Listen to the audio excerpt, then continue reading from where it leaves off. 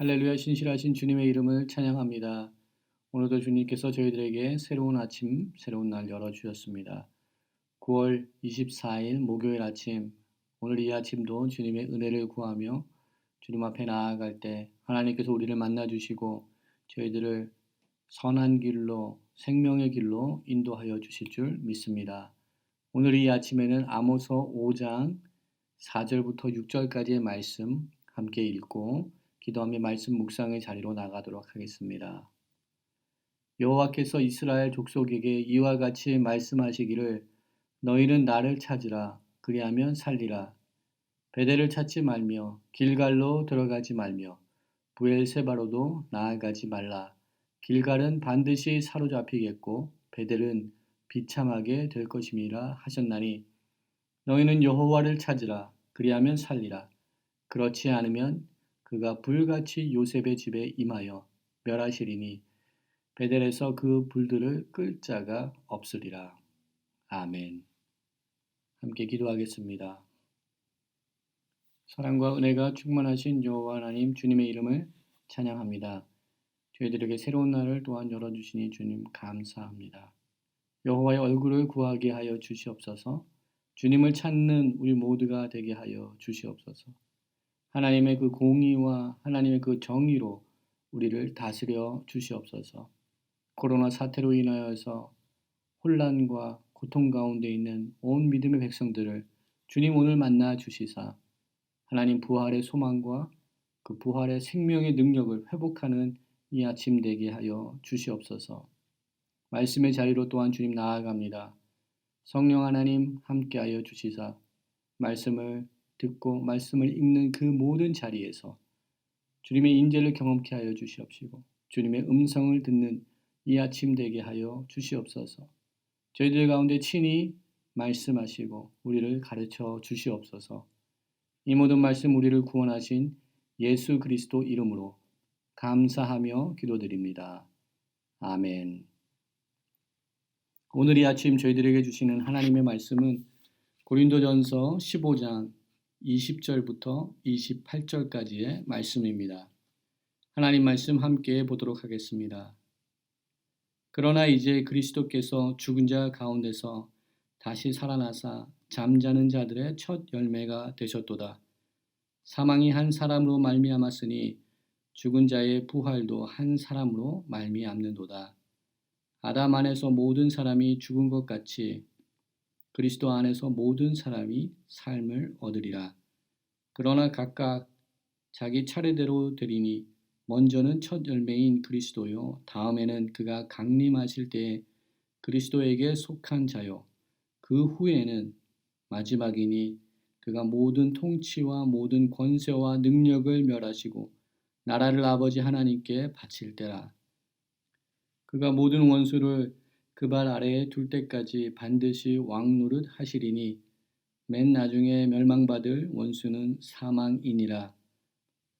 만물을 그의 발 아래에 두셨다 하셨으니 만물을 아래에 둔다 말씀하실 때에 만물을 그의 아래에 두시니가 그 중에 들지 아니한 것이 분명하도다. 만물을 그에게 복종하게 하실 때에는 아들 자신도 그때에 만물을 자기에게 복종하게 하신 이에게 복종하게 되리니 이는 하나님이 만유의 주로서 만유 안에 계시려 하심이라. 아멘. 오늘 이 아침에도 고린도전서 15장의 말씀을 함께 묵상하며 우리 주님 앞에 나아갑니다. 오늘 저희들에게 주어진 말씀들을 먼저 구절별 좀 살펴보고 저희들에게 적용할 수 있는 부분들을 살펴보기 원합니다. 사도 바울은 20절의 말씀을 시작을 하면서 이렇게 시작을 하고 있는 것을 보게 됩니다. 사도 바울은 그러나 라고 시작을 하고 있습니다. 앞에 기록되고 또 앞에 선포된 모든 말씀들 예수 그리스도의 부활이 부정된다면 그들이 가르치고 또한 고린도 교회 성도들의 믿음이 헛될 수 있다라는 그러한 가정들을 선포한 이후에 20절에 그러나 선포하면서 새로운 말씀을 새로운 단락의 말씀을 선포하고 있는 것을 보게 됩니다. 저희들이 함께 사용하고 있는 우리 날샘의 영어 번역본에서는 but now라고 번역이 되어 있습니다. 사도 바울은 고린도 교회에 있는 성도들에게 또한 이 말씀을 오늘 우리가 묵상하고 있는 저희들에게 새로운 단락의 주제가 시작된 것을 우리들에게 알려주고 있습니다. 또한 20절 말씀을 보게 되면 사도 바울은 예수 그리스도의 그 부활이 죽은 자들의, 잠자는 자들의 첫 열매가 되셨다라고 선포하고 있습니다. 우리가 잘 알고 있듯이 구약 성경에서 첫 열매는 또 첫 열매를 하나님께 드리는 것은 그 수확의 전체 열매를 하나님 앞에 드리는 것과 같은 뜻이 있는 것을 우리가 알고 있습니다. 이와 마찬가지로 예수 그리스도가 첫 열매로 부활하신 것은 곧 모든 성도들이 나중에 열매로 부활할 것을 확증한다는 것으로 우리가 이해할 수 있습니다. 또한 21절에 사도 바울은 사망이 한 사람으로 말미암아 임하였고 또 죽은 자의 부활도 한 사람으로 말미암아 이루어진다고 선포하고 있습니다. 이 말씀은 분명히 구주 예수님의 대속적 구원의 원칙을 보여주고 있는 말씀입니다. 또한 여기서 한 사람은 아담을 뜻하고 있습니다. 아담으로 말미암아 우리 모두가 사망의 사망을 맛보게 되었고 또한 이제 우리는 부활하신 예수 그리스도를 통하여 부활에 참여하게 되는 은혜를 잊게 되었습니다. 사도 바울은 로마서 5장 12절 말씀을 통하여서 이렇게 한 사람으로 말미암아 우리 가운데 죄가 임하고 사망이 들어온 것을 선포하는 말씀을 우리가 잘 알고 있습니다. 로마서 5장 12절에 그러므로 한 사람으로 말미암아 죄가 세상에 들어오고 죄로 말미암아 사망이 들어왔나니 이와 같이 모든 사람이 죄를 지었으므로 사망이 모든 사람에게 이르렀느니라 라고 선포하고 있습니다. 이렇게 한 사람으로 인하여서 우리 온 인류 가운데 임하였던 이 사망과 이 죄로부터 우리를 정결케 하시고 우리를 자유케 하실 수 있는 분은 예수 그리스도 한 분인 것을 다시 한번 선포하고 있습니다. 22절 말씀을 보게 되면 아담 안에서는 모든 사람이 죽은 것 같이 예수 그리스도 안에서는 모든 사람이 삶을 얻는다라고 선포하고 있습니다. 우리가 예수 그리스도 안에 거할 때 새로운 생명을 부활의 그러한 능력들을 경험할 수 있다라고 선포하고 있습니다. 사도 바울은 23절의 말씀을 통하여서 예수 그리스도의 부활의 새로운 차원의 의미와 또한 예수 그리스도의 부활이 가지고 오는 새로운 차원의 결과를 나누고 있습니다. 그것은 예수님의 강림하심, 예수님의 그 오심 가운데 나타나게 되는 종말론적인 주님의 부활의 의미, 또한 우주적 차원의 예수님의 부활을 선포하고 있는 말씀들이 23절 말씀 이후부터 나타나고 있는 것을 보게 됩니다. 오늘 23절 말씀 가운데 그가 강림하실 때 이런 말씀이 있습니다. 강림하시다라는 이 말은 헬라어로는 파루시아라는 단어가 번역되어 있는 말씀입니다. 파루시아라는 단어는 신약 성경에서 24번 정도밖에 나타나지 아니하는 굉장히 큰 의미를 가지고 있는 신학적인 용어입니다. 예수님의 재림을 뜻합니다. 단지 재림만을 뜻하는 것이 아니라 이 말은 예수님의 그 통치하심을 이야기하고 있는 단어입니다. 즉 예수님의 부활 사건은 예수님의 통치하심, 예수님의 임재를 포함하고 있는 그런 의미적인 우주 차원적인 의미가 담겨 있는 부활이라는 것을 우리가 놓쳐서는 안 되는 줄 믿습니다.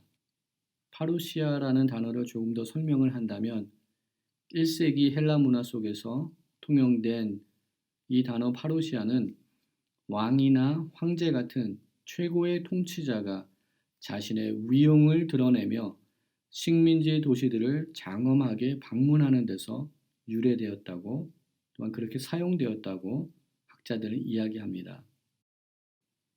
오늘 이 아침 우리는 본문 말씀을 묵상하면서 우리가 지금까지 알고 있었던 부활의 의미, 또한 우리가 지금까지 알고 있었던 주님보다 더 큰 주님을 발견하게 되고 더 큰 의미의 확장된 부활의 의미를 발견하게 되며 만나게 됩니다.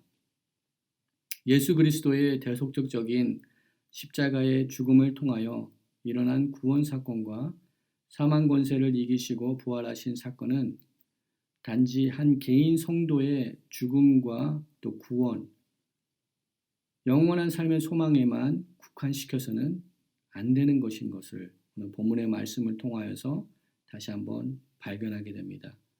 예수 그리스도의 부활의 사건은 이제 우주적 차원과 또한 종말론 차원으로 확장되어 이해하고 우리가 받아들여야 되는 그런 말씀으로 오늘 본문 가운데 우리에게 선포되고 있는 것을 우리가 발견하게 됩니다.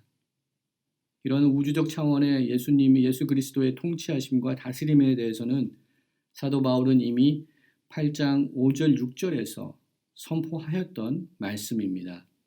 고린도전서 8장 5절 6절의 말씀을 보면 이렇게 사도 바울이 선포하고 있는 말씀을 보게 됩니다.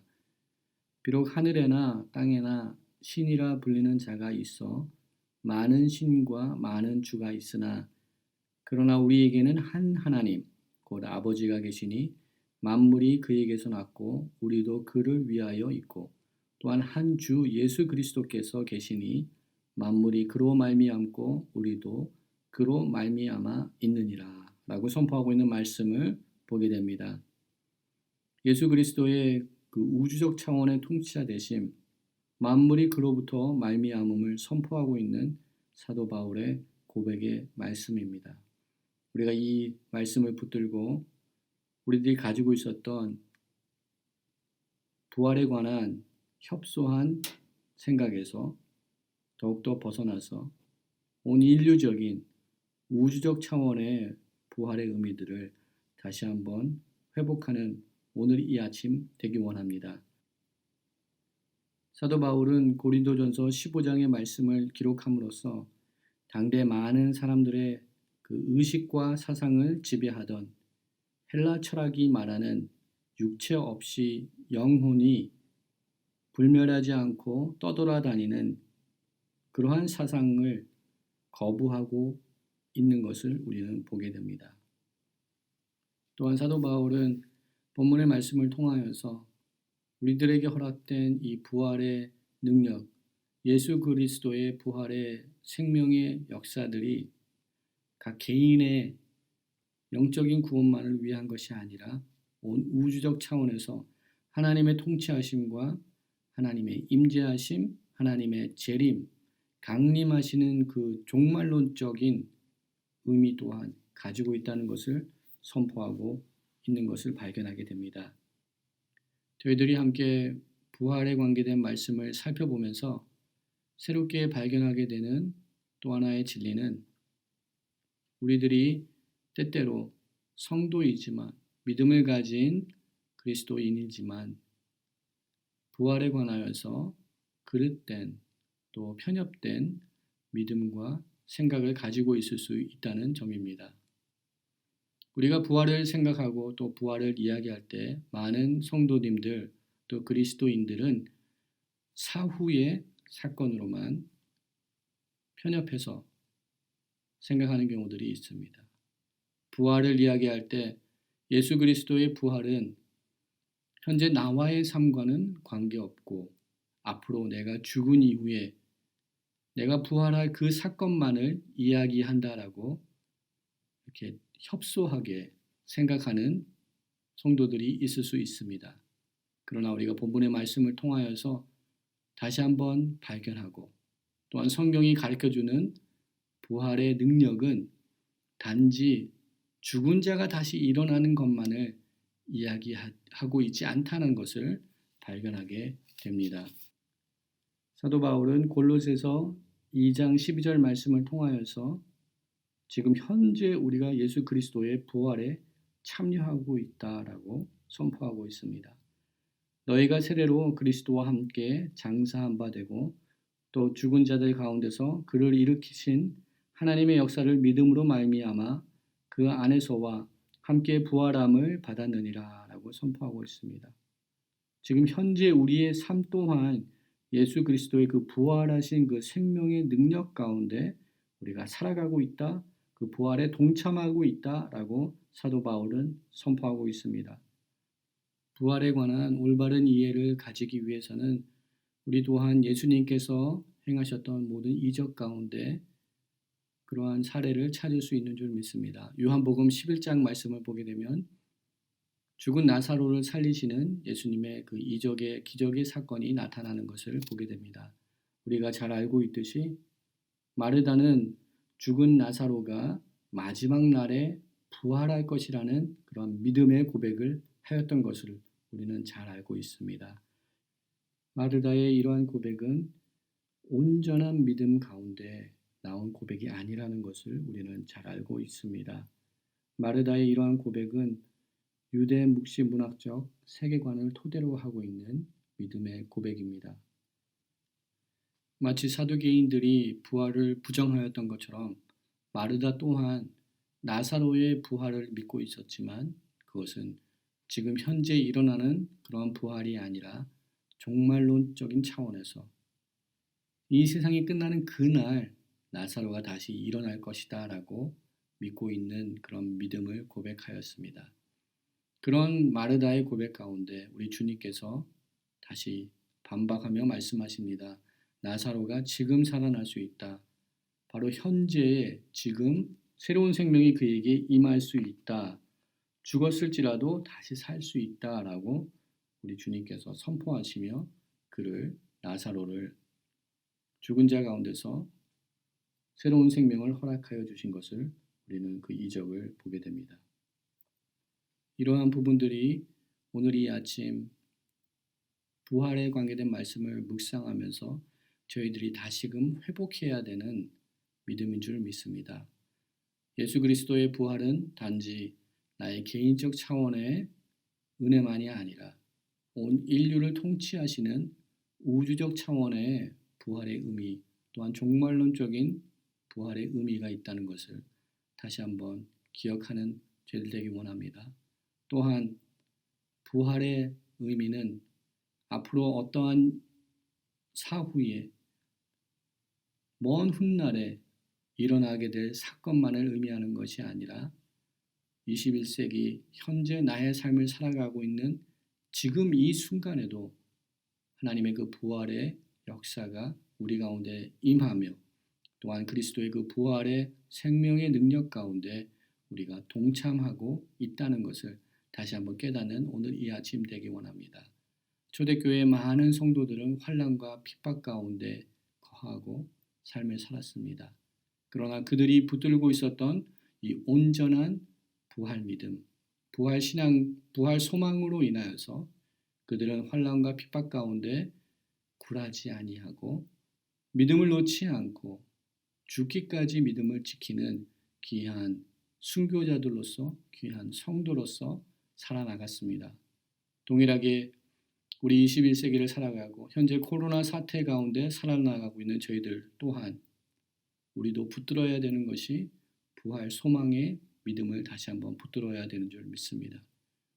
부활의 소망은 단지 장차 일어날 어떤 일을 바라보는 것이 아니라 오늘 이 순간 나의 삶 가운데 새롭게 부어주시는 하나님의 그 생명의 능력이 있다는 것을 다시 한번 기억하며 이 어려운 환경 속에서도 부활의 생명과 부활의 소망으로 다시금 일어나서 주님의 나라를 위하여서 헌신하며 나가는 저와 여러분 될 수 있는 그런 은혜를 경험하는 저희들 되기를 주님의 이름으로 축원드립니다. 말씀을 기억하며 함께 기도하며 나가도록 하겠습니다. 함께 기도하겠습니다. 사랑과 은혜가 풍성하신 여호와 하나님 주님의 이름을 찬양합니다. 연약하고 부족한 저희들에게 귀한 하나님의 은혜를 더하여 주셔서 십자가의 보혈로 정결케 하시고 새롭게 하시고 또한 부활의 소망과 부활의 능력을 붙들고 살아나갈 수 있도록 그 은혜를 더하여 주시니 주님 감사합니다. 우주적 차원, 종말론 차원의 그 부활의 의미를 새롭게 깨닫게 하시니 감사합니다. 또한 부활이 지금 현재 나의 삶 가운데도 그 부활의 능력이 나타나고 있으며 부활의 생명이 우리 가운데 있음을 다시 한번 고백해 하시니 주님 감사합니다. 오늘 이 하루 삶을 살아나갈 때 하나님 그 부활의 능력을 붙들고 부활의 소망을 붙들고 승리한 자들로서 그리스도를 쫓아가는 거룩한 성도들로서 살아갈 수 있도록 하나님 은혜를 더하여 주시옵소서. 우리들의 모든 삶을 통하여서 온전히 주님께만 영광 올려드리기를 소망합니다. 주님의 뜻을 구하게 하여 주시옵시고 주님의 얼굴을 구하게 하여 주시옵시고 주님을 찾으며 주님의 말씀 가운데 거하는 복된 삶을 살 수 있도록 하나님 우리 삶 가운데 임하시고 우리를 인도하여 주시옵소서.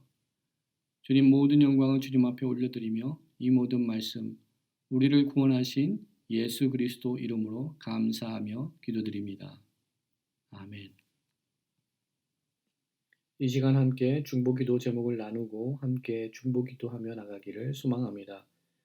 이 시간 함께 기도할 때 코로나 사태로 인하여서 이 땅이 고통 가운데 신음 가운데 있습니다. 그 가운데 의료 현장에서 일하시는 우리 교우님들이 계십니다. 주님 그들을 보호하여 주시옵시고 그들을 통하여서 하나님의 치유의 손길이 환자들과 우리 또한 병원의 동료들까지도 흘러갈 수 있도록 하나님 그들을 사용하여 주시옵소서.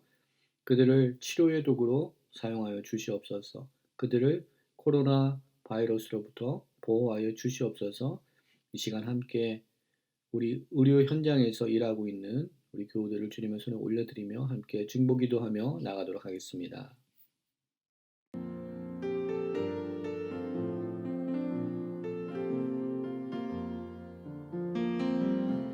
보소서 주님 나의 마음은 선한 것 하나 없습니다. 그러나 내 모든 것 주께 드립니다. 사랑으로 안으시고 날 새롭게 하소서. 보소서 주님 나의 마음은 선한 것 하나 없습니다.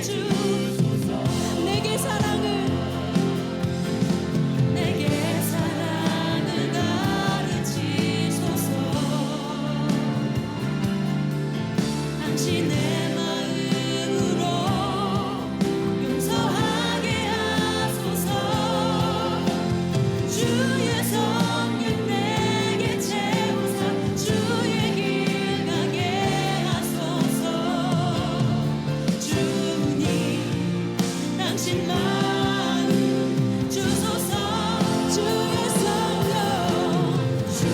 성령 내게 채우소 주의 길 가게 하소서 주님 당신 마음 주소서 주의